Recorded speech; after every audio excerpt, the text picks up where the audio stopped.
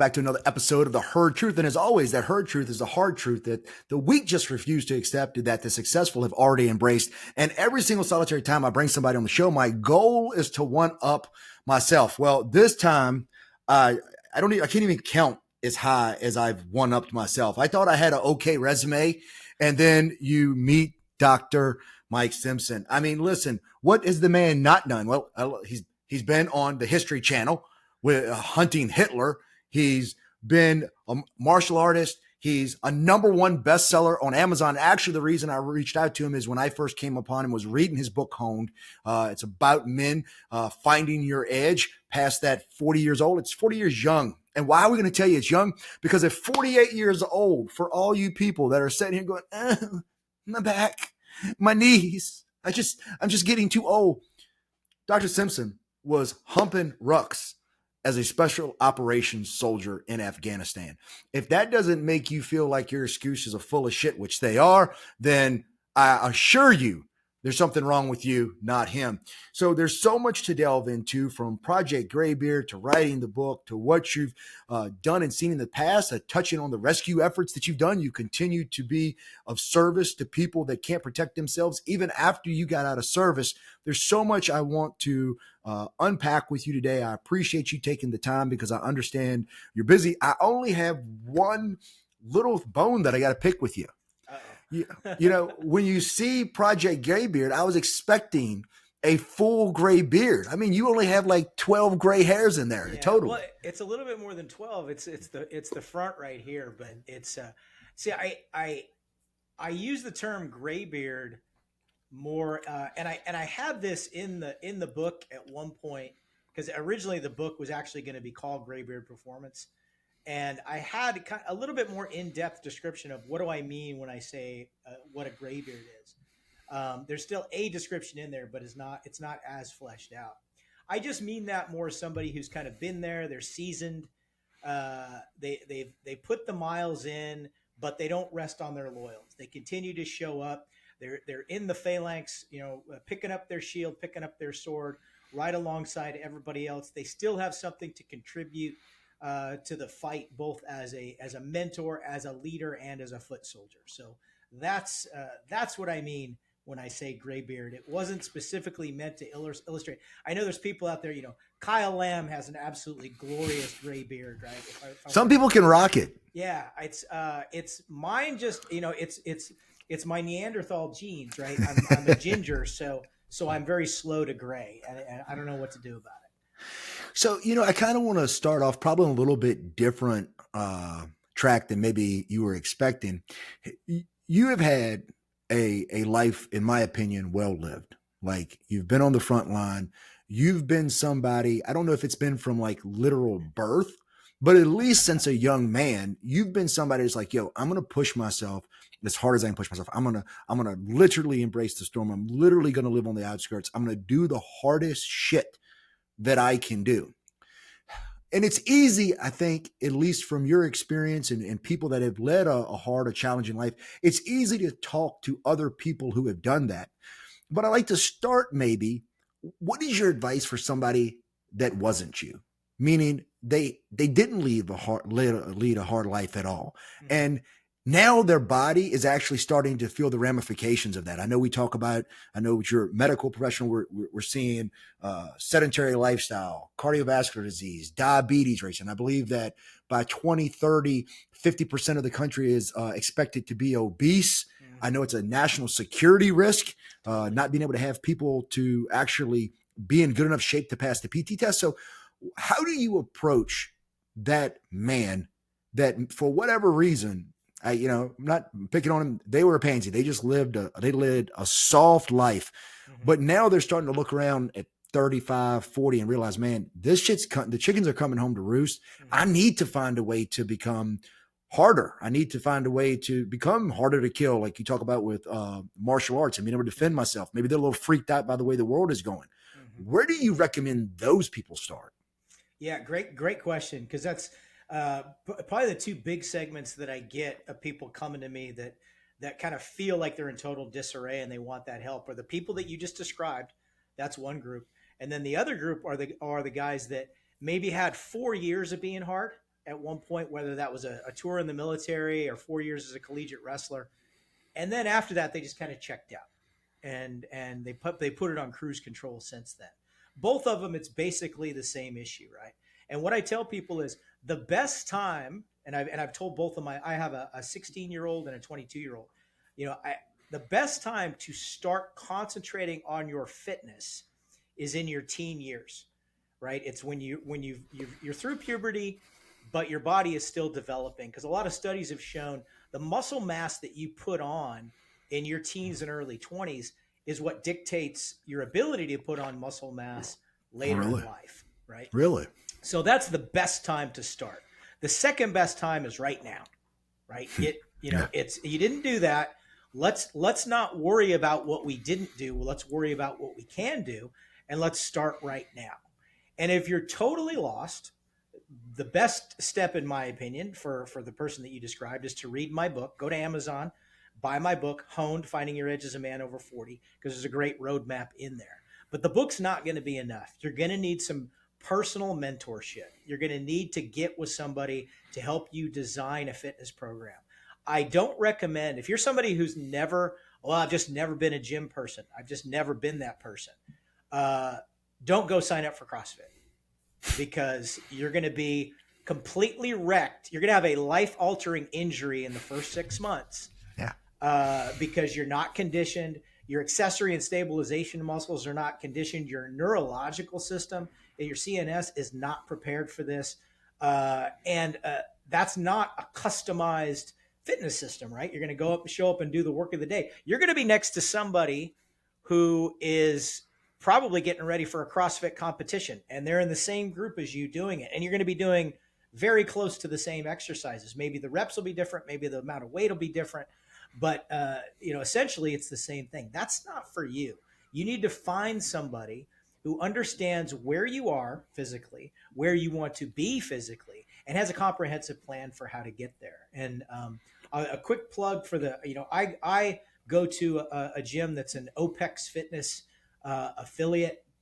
It's a great program. You get a personalized one-on-one coach. They do a complete physical assessment.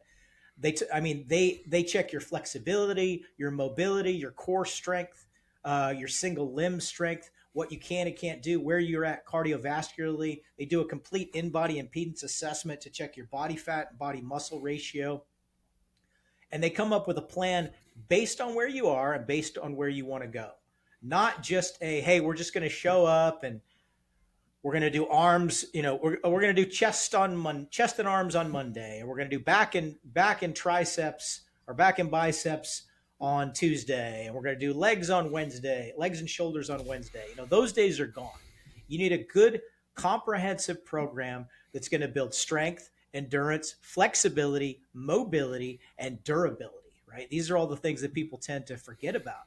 But definitely use the resources that are out there and get somebody to mentor you in a one-on-one fashion. And if you're totally lost, I tell people this all the time. I put up the offer years ago on social media. I said, hey, if you want to get into martial arts and you just don't know what to do, shoot me an email and tell me where you live. And I'll look at what's near you. And I'll tell you, this place is complete bullshit. This place looks pretty good. I'm more than happy to do that. I'm happy to do that about fitness programs and gyms as well, and kind of steer you in the right direction. And my coach is here in Texas, but he works remotely. He'll set up a plan for you. And a lot of these guys who work for OPEX, and they're not the only company out there that's doing that, will do the same for you. So in this age, don't, as tempting as it is to just follow somebody on Instagram or, pick up a David Goggins book and decide you're going to run an ultra marathon next year, with 2 hospitalizations and being in rhabdo and on the verge of kidney failure. That is a way to do it, but it's not the way that I advise you to do it. Get somebody who's going to help you set realistic goals that you can achieve, and more importantly, or as importantly, I should say, keep you accountable. In our business, we talk about that all the time. Like the 5 things you need to be successful in any fitness program is the workout, the nutrition, accountability is number 3. Mm-hmm. In many ways, I think it's because everybody has that inner bitch, Yeah. Some people are, and there's different, just like resiliency. Mine weighs 300 pounds. Yeah. Yeah. And there, it's like I do ice bath and plunges and stuff like that. And there's never a point where it gets easier. Like I never enjoy it. Like that's never coming. But what I found is that people generally speaking, people quit on themselves much easier and faster than they'll quit on somebody checking in on them. Right. It's like I call them noble lies. We'll give a bunch of noble lies. You know what? I'll double up tomorrow. No, you're not. No one ever doubles up tomorrow. You're going to skip tomorrow too. But if you know someone's waiting for you, that's part of the reason that coaching is absolutely so important. Yeah. One of the things you touched on, and I actually haven't really talked about it before on the show because I haven't had a doctor on the show. You touched on CNC, central nervous system. How much do you see that having an effect on people that are working out, their ability to recover? And how would somebody know, for example, like, all right, I've hit or damaged the CNC? What would be some signs of that? Yeah, it's a great question. So if you feel like you're not making gains, like, well, I don't necessarily feel sore, I haven't been injured, but I'm feeling like I'm stagnating. That, to me, that's the number one indicator. Is your nervous system is basically rebelling that you haven't done a proper rest cycle, you haven't done a proper deload cycle. So you've been in this state of performance for so long.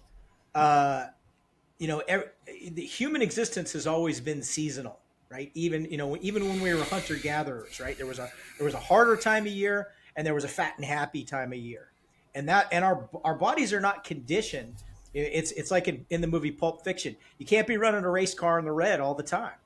And there are times that you have to downshift. You have to recognize the importance of that deload, because you're not just contracting a muscle and relaxing the muscle and then contracting it again.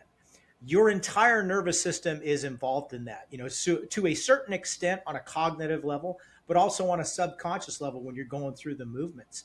And if you start to wear that out, or maybe you get a little bit too comfortable and you start being a little bit lackadaisical with it, especially if you're doing some type of dynamic lifts or you're doing Olympic lifts or something like that, that's when you're going to get yourself injured. So when you feel like you've reached that plateau, that's when you need to shake things up. You need to do, and my advice is, a lot of people, what they want to do is they're like, oh, I've stagnated. Well, I need to double down. I need to do something just absolutely crazy. I need to hang out with Wes Whitlock for a week and do the wheel of pain. You've met him? That's that's another one of the guys I want to meet. I'm working on that. His gym is badass. His gym is badass, right? Yeah. It's your first instinct is I've plateaued, so I gotta kick it. I gotta kick myself in the ass even harder. Well, yeah, maybe that's true, but why don't you do a deload week first, right? Take a week that you do yoga instead of lifting. Take a week that you're in the pool instead of lifting.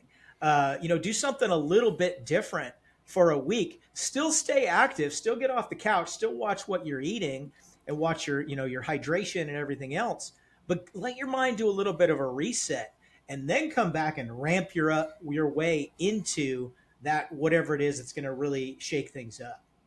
And so that's another reason I think it's important to get a coach, because they'll be able to keep an eye on the signs and symptoms of that and adjust your routines accordingly. And I want to kind of put this, because I know that the average person sitting here looking at you go, okay, doc, I get that.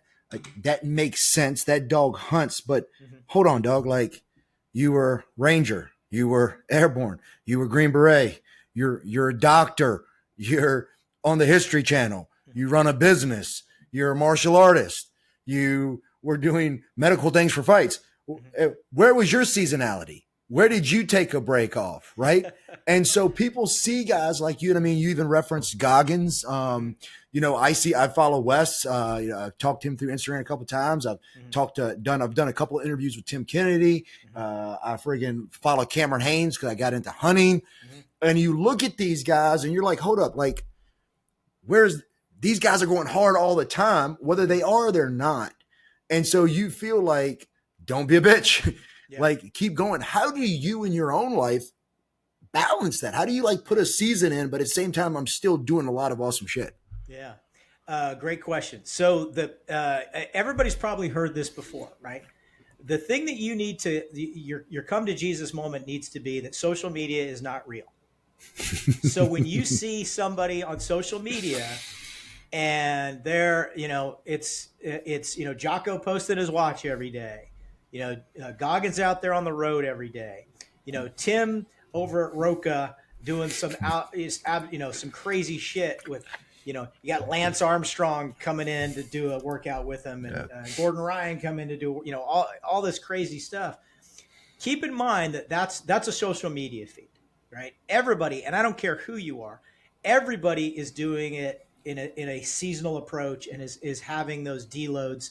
Sometimes those deloads are by fault. Sometimes it's, it's the way that it works out for me is oftentimes I try to let my coach know, hey, I'm going to have a 2-week business trip or a 1-week business trip coming up. And that'll end up being my deload week. He's like, he'll write me a hotel gym workout that's a lot less strenuous than what I would normally do. And that ends up being my deload week. So a lot of times those opportunities present themselves without you even realizing it. And it did during my active duty career. We weren't going 100 miles an hour all the time. Sometimes it felt like it, but we had support cycles and 28 days of leave per year that we took, and you take a 4-day weekend here and just kind of relax, and those times are important. And the fact of the matter is if you're only living in the gym, then you kind of wasted your life in the gym. The whole idea of what we do in the gym is to make the rest of your life more rewarding. So if that's it, if that's your whole life, and I've known guys that are like that, and I had a buddy of mine at one point. I said, "What are you training for?" Because you sacrifice so much in your life. You're not. This was a guy that I was in residency with, and I said, you're not prepared to be a professional athlete of any kind. You're not going back to a team again. You've already said that. What are you other than the way you look in the mirror? What are you training for? Get out and have this. This was a guy who would break out in hives if you showed him a plate of hot wings, because he'd be like, "Oh my God, I just can't eat that." And it's like, what? You're bordering on a mental illness here. You gotta live from time to time. And I love a good slice of pizza and a good plate of tacos. The thing is, I just can't eat that every day. So everything is cyclical, and it also helps. It breaks up the boredom, and it helps to know that occasionally you're going to reward yourself with a 4-day weekend. Taking your significant other to Fredericksburg, Texas, on a 4-day weekend, or going and eating at a 4 or 5-star restaurant, and just not even worrying about what this tiramisu is doing to your system at the end of this great meal. You have to do things like that. Otherwise, life becomes pale and gray and uninteresting, and it's like you're on a hamster wheel, and that's just no way to live. And listen, this is such a good conversation. I see this now, obviously, as a gym owner, and we're in that time of year where people are looking to try to start honoring their amateur season is here. Trying to honor their commitments.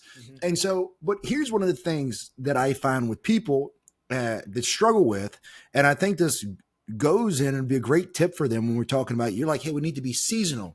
Where I see a lot of people have problems is the quote unquote, I fell off the wagon. I had a bad weekend, or I skipped too long working out. And it's kind of like that old saying that an object in motion stays in motion, an object at rest stays in rest. For the people that are looking to be seasonal and incorporating that into their program, their lifestyle, what tips do you have for people to say, okay, well, you're going to take this rest, but we're going to get right back into it, after your 4-day weekend or after your 2-week business trip? Because I find a lot of people struggle restarting once they stop. How do you approach that? Yeah, it's a discipline thing. And, before we turned the cameras on, we were talking a little bit about we kind of indirectly were talking about the difference between motivation and discipline. Right. Yeah. And it's hard to motivate, after, going and having an amazing 5-day vacation at Sandals, or, having a spa weekend somewhere.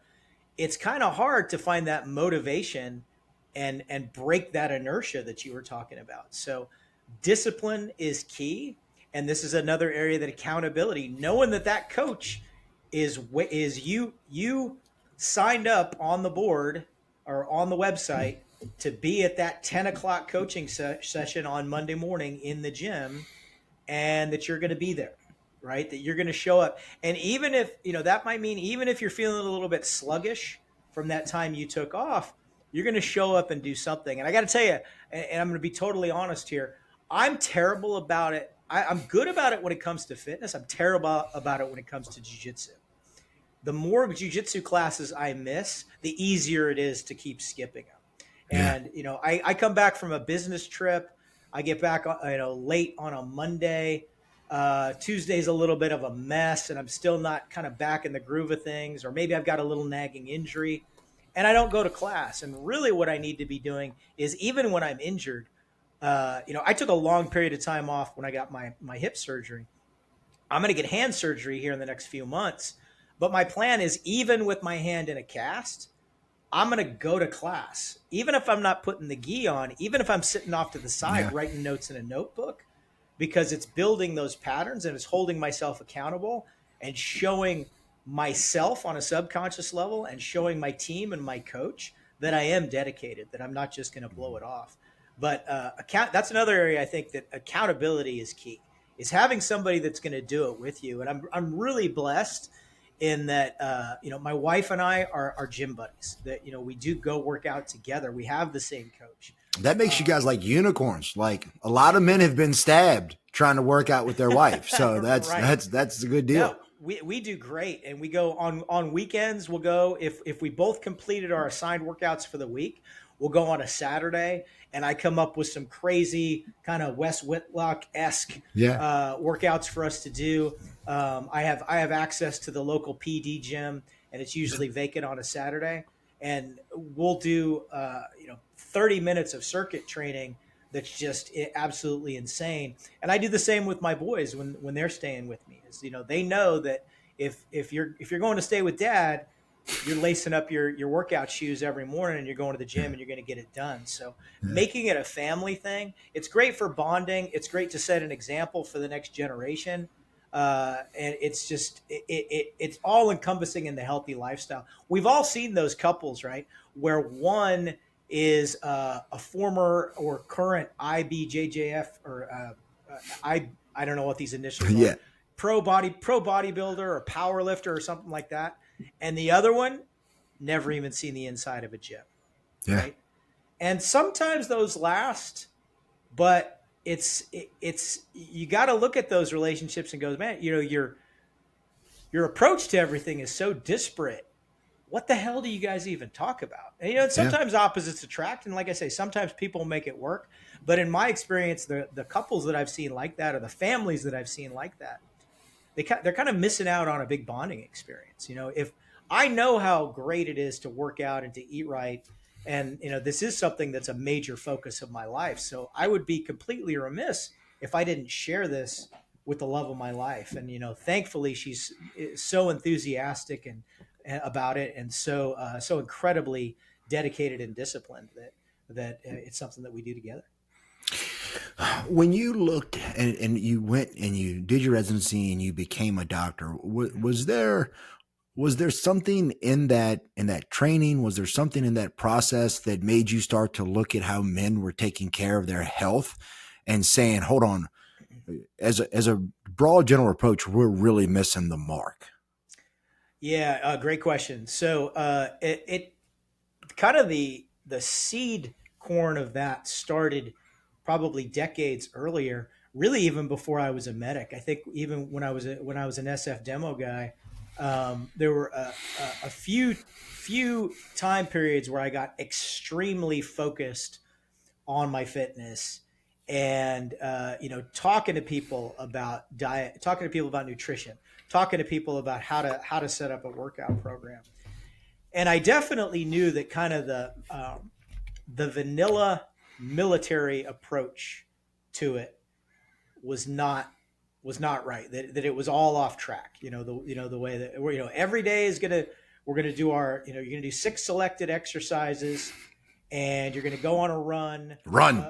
Yeah, you're going to run every day. We're going to run because why do you run? Because it takes no equipment, right? It's cheap. It's something that you can do together. It is something, and it is a great way to build cardio. I don't really run anymore, but I did for a long time, and it is a great way to build overall endurance. But it's not really mission focused. And it's, people, I remember when CrossFit first started to be a thing, a lot of the old timers are really, and when I say old timers, my generation, are really boo-hooing things like CrossFit. And I'm like, no, I think this is something that we need to have our eye on because, nobody's ever, stood on the ramp at 20,000 feet with an oxygen mask on in the dead of night and a pair of night vision goggles on their forehead, parachuted into a denied area to walk 8 kilometers to a bench press competition. That has literally never happened in the history of land warfare. Yeah. So you need to be doing things that are functional for whatever it is that you do. Whether you're an operator, a police officer, a firefighter, an electrician, a lumberjack, a dad, whatever that might be, you need to be doing functional fitness for that. So that needs to be your focus. And I knew the military was off base. And then, like you say, as I went through undergraduate, learning more about nutrition, medical school, learning even more about it. And there's this huge misconception out there. I get this all the time. Oh, doctors have zero training in nutrition. And the reason that myth keeps getting perpetuated is there is no class that I took in medical school that was labeled nutrition. They were labeled things like microbiology and biochemistry. This is we're pathology. Things that we were talking about literally on a cellular and molecular level. But I knew that we as a society, in med school was when I first realized the food pyramid is complete bullshit. Right? It's absolute bullshit. If you want to get diabetes, follow the prescription to not get diabetes. Follow the food pyramid that is really an advertising poster for not big pharma, but big farm. And do everything that they tell you. And you're exactly right. You'll have adult onset diabetes, high cholesterol, high triglycerides, probably get your first heart attack, but by age 50. So we just weren't doing that right. And thankfully, we live in a time now where all of that information is out there. But it's hard. Again, it's hard to distill it because there's so many people out there, not only with the old party line of bullshit, but a lot of fad bullshit. Stuff that doesn't work, that looks good on paper, and stuff that gets people to back it. There've been there's now two documentaries on how great veganism is that were literally financed and put together by the same group of people that has a lot of half truths in them. It's you got to fight through all that stuff, and it is difficult. And I get people ask me this all the time. Well, who should I believe? And I'm like, man, it's hard to determine. And the big thing, I might be getting ahead of us a little bit, but anybody who, the saying in the Star Wars movie, only a Sith speaks in absolutes, and anybody who speaks to you in absolutes, or these exclusionary diets or these absolute forms of fitness, like it's my way and just nothing else works. Those are probably the people you should steer away from. Well, I think that honestly is the biggest problem. I always use the example like there's not 42 different ways to change a tire. Right? Like if I need to learn how to change a tire in my car, I can go to one YouTube video and it's the same on every other YouTube, right? Mm-hmm. There are 53 different versions off the top of my head of what you can eat and how you can work out. And as a lay person, you're sitting here looking, and I hear this all the time. Well, shit, who's right? And you talk about documentary. I can go find a documentary that supports veganism, and then the next minute I can find a documentary that says that only carnivore works, and then I can find another documentary that goes keto. And that is where we're in a position where we just confuse the hell out of people. And what comes to mind if like you're somebody that's not medically trained is like, how can there be so many different ways? How can there be so many people that can pull so much different data that points, and I know statistics, we can make it say anything. Why is this not regulated at all? Why isn't there some clarification that goes like, no, if all you do is eat meat, you'll die. If all you do is eat vegetables, you'll die. Yeah. Why do you think it's so convoluted? It's wow. There's layers and layers and layers to why it's so convoluted. So first and foremost is probably exactly what I said. That so the food pyramid, which our government helped perpetuate, right? So right away, that means people are like, well, we can't trust the experts, right? So all these people who came on our television set, it's not to bring up Fauci, but people that are like him, right? Yeah.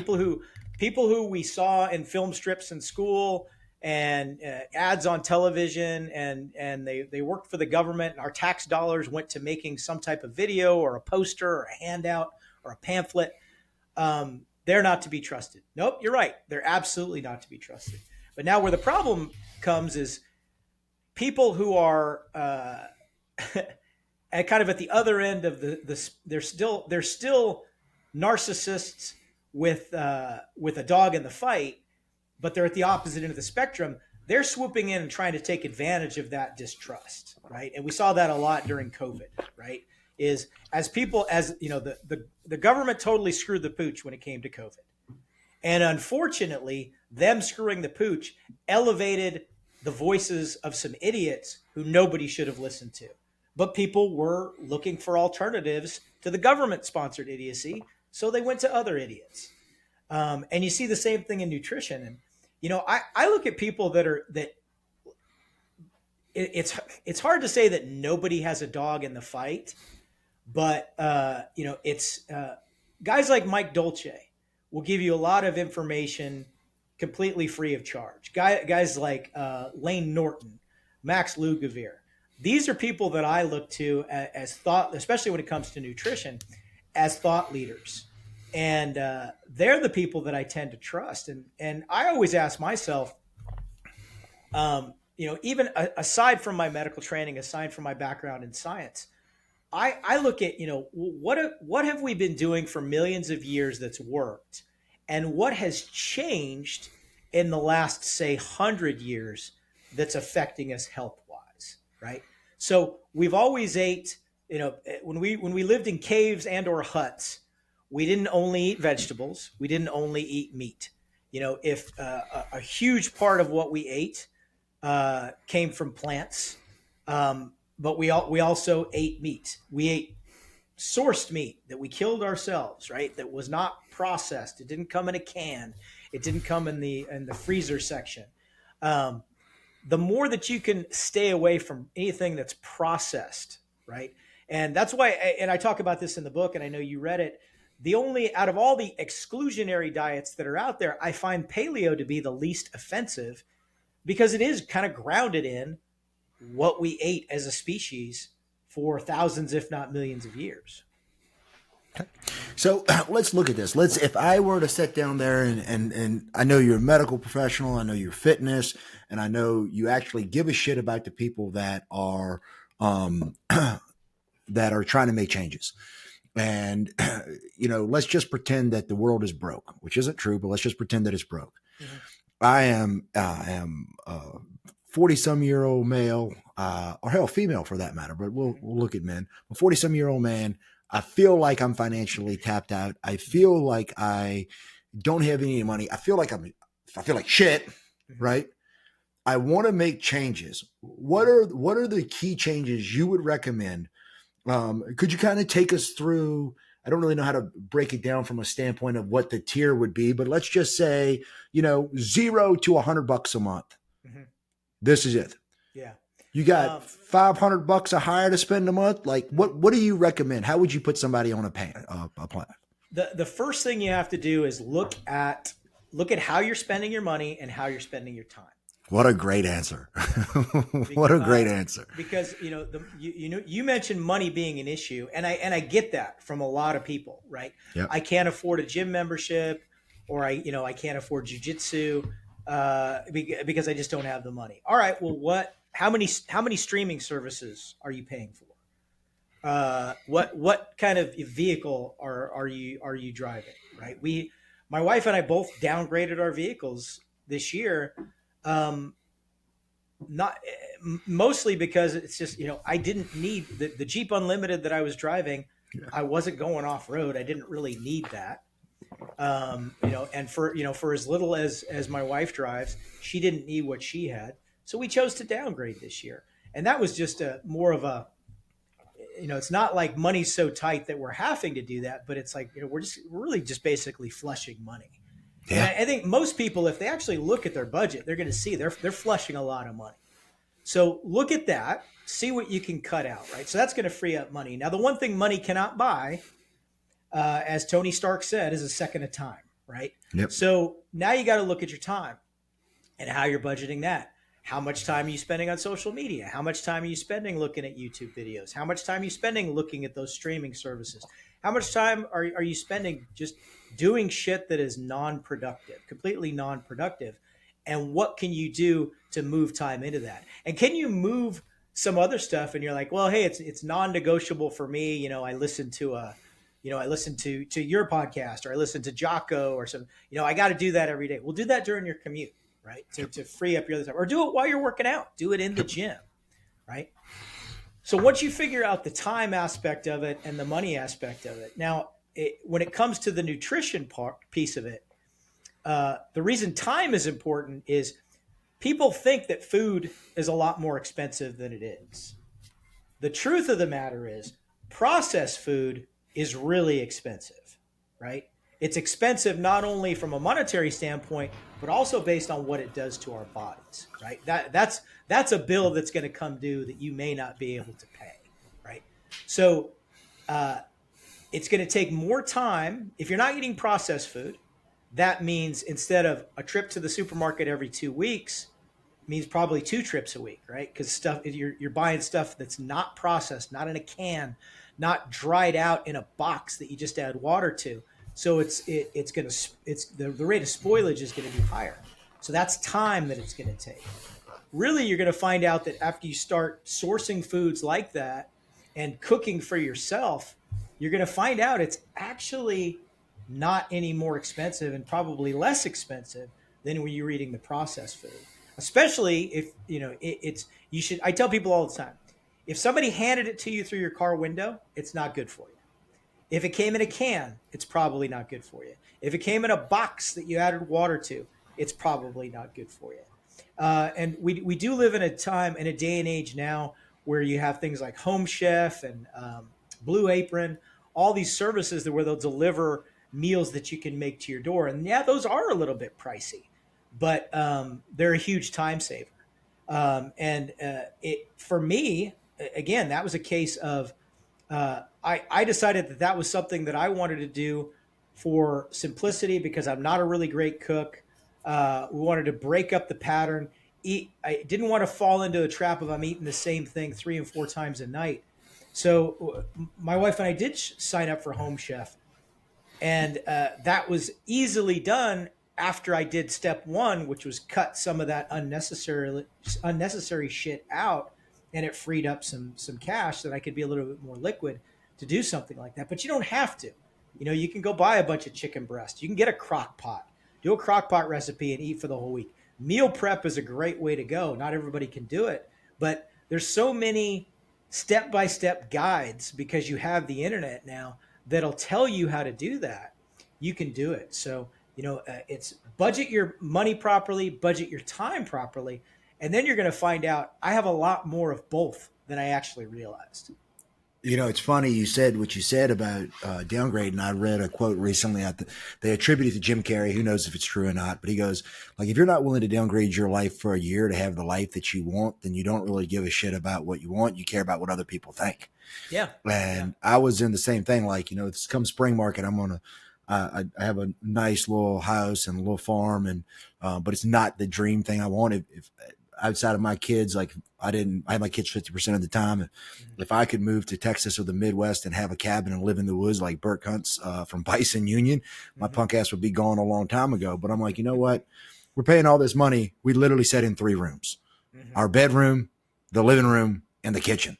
Yeah. Yeah. and I'm paying this huge ass bill every month. I'll just sell this son of a bitch and then just buy rental properties out front and just start building from there. But to your point, like there's so many folks out there like, oh my God, I can't, if I'm not in a Jeep Unlimited, like they're not going to think I'm a real entrepreneur. I'm not going to ball, Right. which is crazy because if you look at the people that are like super loaded, the Mark Zuckerbergs, the Jeff Bezos, the Steve Jobs, they don't really dress flashy. They don't really have anything flashy. Like it's down to the basics.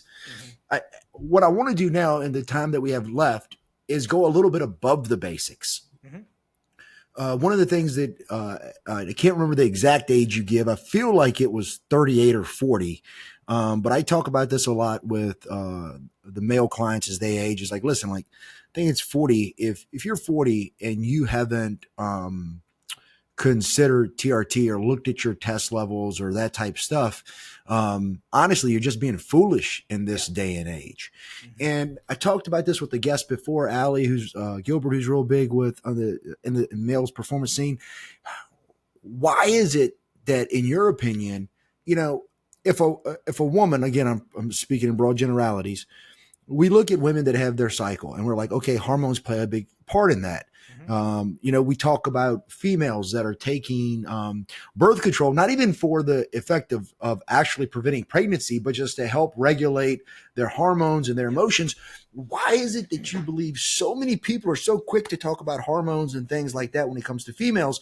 But for some reason, I feel like we're getting out of it, but it's still kind of taboo for a guy to talk about looking at his hormone levels, his his test levels, and using some type of treatment plan.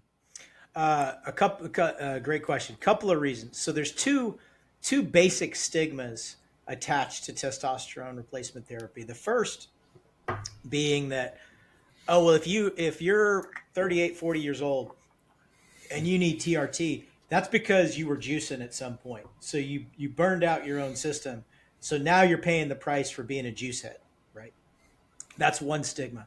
The other stigma is, oh, you had to supplement your testosterone, so you're basically weak. Yeah. It's the medical establishment has not helped in this at all. And the reason being, I talk about this all the time. If I'm 57 years old, I'm going to be 58 in a little over a month. Don't look a day over 49. Well, thank you, sir. If I go into my doctor and my blood pressure typically runs 112 over 78 ish. If I go into my doctor and my blood pressure is 158 over 90, they'll tell me to go home and check it at home, or hey, you're gonna follow you up in 3 months. Say I go back in 3 months, same result. Your blood pressure's high. This is what my doctor is going to tell me. This is a normal byproduct of aging. You're getting older. Your vessels are a little bit less responsive, not as flexible. Your blood pressure's going up. We're going to put you on a blood pressure medication. I go to that same doctor and my testosterone, I'm tired. If I do my what we call my aging male symptom score, and I'm positive across the board and my testosterone is low, they're going to say, well, your testosterone drops as you get older. That's why we have an adjusted scale, right? So your testosterone is actually normal for a 57-year-old. It's not normal if you were 47, but it's normal for a 57-year-old. You're in the low range, but hey, it is what it is. Okay, well, like my blood pressure, are you going to give me anything for it? No, absolutely not. Okay, why do you think that is? Yeah, well, I'll tell you that I'm not a conspiracy theorist, but Big Pharma makes no money off of bioidentical hormones. Bioidentical hormones. It's actually really cheap. Now to think about it. It's very cheap. They cannot be patented. You cannot patent a bioidentical hormone, right? That's why regular insulin is dirt cheap. People talk about insulin prices, right? Yeah. The extended release insulins are the ones that are expensive because they're not bioidentical hormones. Insulin is a hormone, and the regular insulin is a bioidentical hormone. You cannot patent it. There's no money to be made there, right? It's dirt cheap. I tell people all the time, actual real TRT is cheaper than the shit you buy at GNC. Yeah, it's really only like $30 a bottle. Yeah. It's not expensive. Um, Now, drugs are expensive. So if I'm on, and I've been on TRT for let's see, actually this year we're coming up on, it's going to be 10 years, really quick here. So I've been on TRT for 10 years. I'm not on anything else. I don't take a blood pressure medicine. I don't take anything for my blood sugar. Um, I don't have other issues.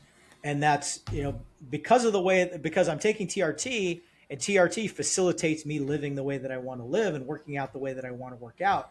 But it's not a one shot deal. I don't take TRT and then eat a box of Dunkin' Donuts and watch reruns of Firefly. I take TRT and I go to the gym and I go to jujitsu and I eat right and I make sure I get enough water every day. So it goes hand in hand, but it's the stigmas that have been attached to it. And the fact of the matter is, if you served any amount of time in the military at all, if you had a traumatic brain injury, you need to get your testosterone checked.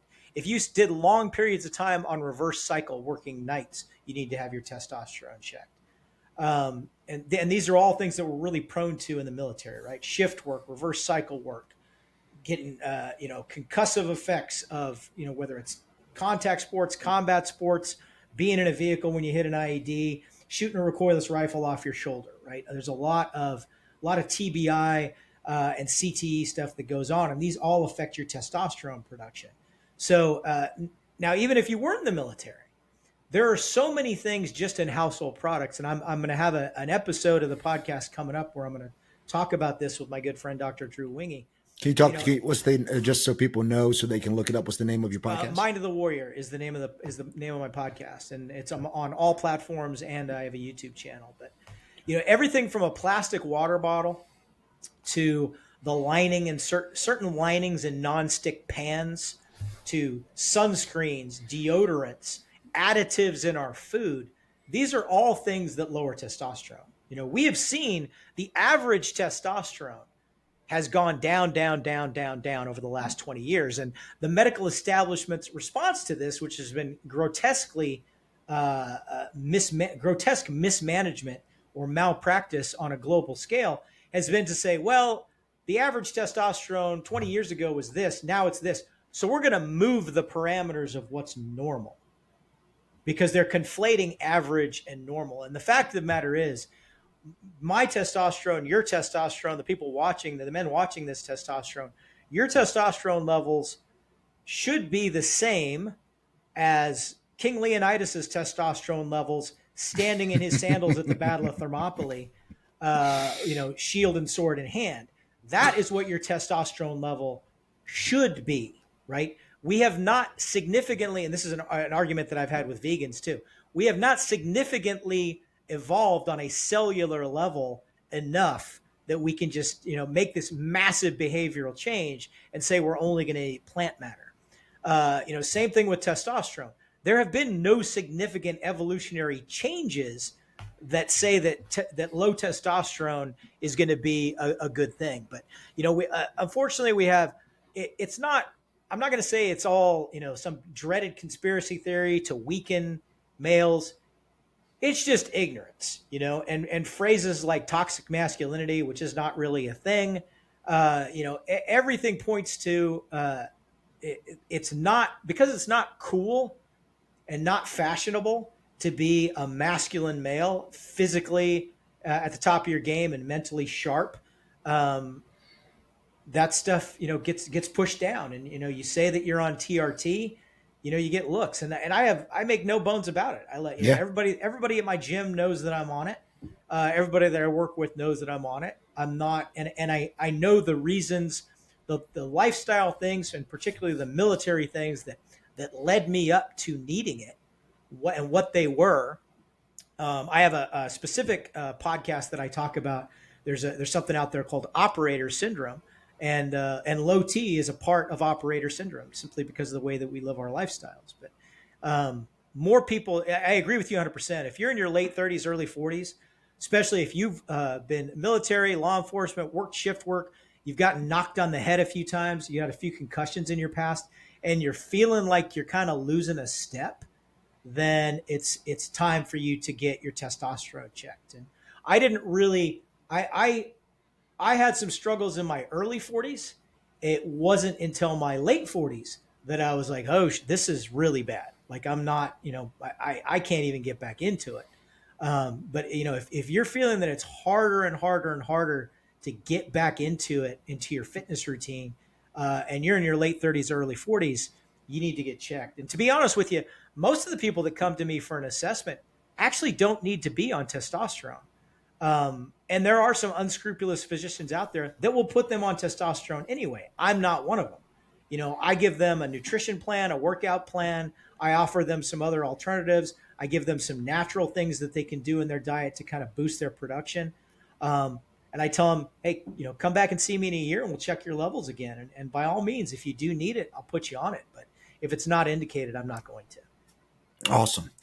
Doc, I appreciate your time. I learned a ton. I'm sure the listeners will learn as well too. If I want to, and actually what we're going to do, I'm going to run a contest with this where we're going to send somebody a copy of your book. So we'll get somebody a copy of your book. But if they want to look at, first of all, let's start with that. If they want to get your book, where do you want them to go? Go to Amazon.com and just look up Honed, Finding Your Edge as a Man Over 40, or you can search it by my name, Mike Simpson, MD, and it should pop up. Okay. And then if I want to add some of the Graybeard performance supplements to my regimen, I want to learn more about them. Where's the best place for us to figure that out? Go to graybeardperformance.com, click on the little 3 lines over at the side, and you'll get the menu pop down. That'll take you to my supplements, my fight gear, my jiu-jitsu gis and rash guards. And I also have a line of coffee products out as well now. Awesome. Doc, and how do they find you? Of course, I'll tag you in this, but where do they find you on social media? My Instagram handle. Instagram is where I'm most active, and my Instagram handle is Dr. Mike Simpson, DrMikeSimpson. Awesome. Doc, I thank you for your service to this country. Thank you for what you continue to do. I know you've continued to do rescue missions in light of the tumultuous times we have in this world right now. So hats off to you for doing that as well, too. As always, guys, if you got something out of today's podcast, make sure you give us a like, subscribe, and share so we can continue to share our message and bring this information to people so that we can continue to make a dent in the direction the country is headed and get people to start embracing the discomfort, to start accepting the hard truth, that hard truth, and make sure they're living their life head down, horns up. Until next time, guys, I hope you have a phenomenal day. Salute.